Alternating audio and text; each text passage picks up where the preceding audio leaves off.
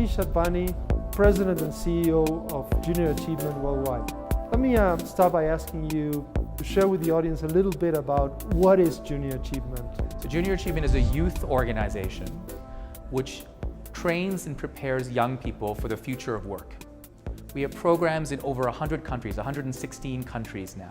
Asheesh, you are an example of that. No, I understand you were a Junior Achievement alum. Tell us a little bit about how that experience impacted your career. So I went through Junior Achievement when I was in middle school at the age of 14. And it was my first experience being a CEO.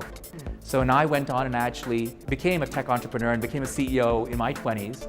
And I'm convinced that at a young age, when you actually start to believe that this is possible, the likelihood of actually becoming true is much, much higher.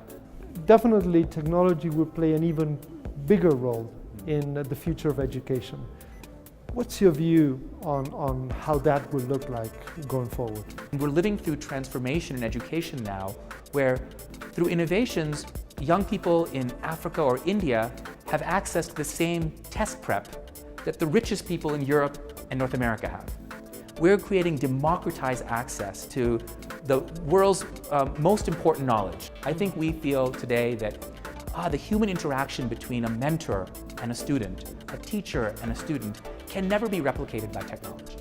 But I think we're finding slowly in different parts of the world for different types of education, for different skills, people actually want and they prefer to get certain types of content through technology. Talking about technology and education, take us to the debate that is out there about the future of work.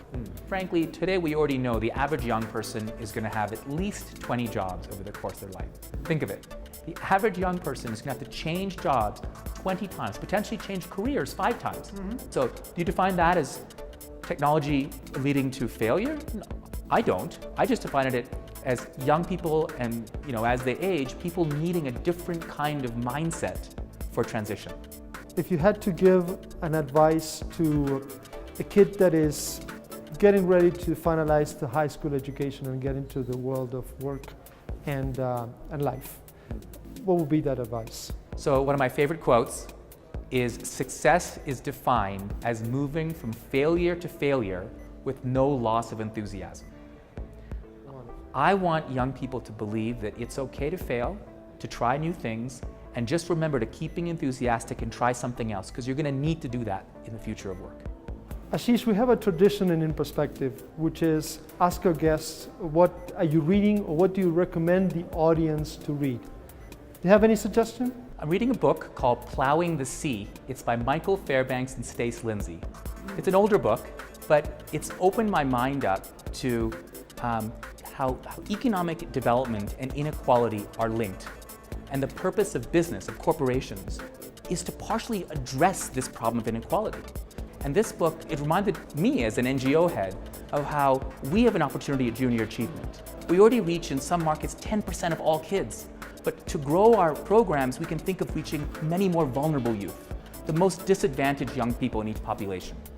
Much more difficult, but it's a responsibility for us to do it. And I think working closely with businesses becomes a good combination of partnership between business and NGO to solve that problem.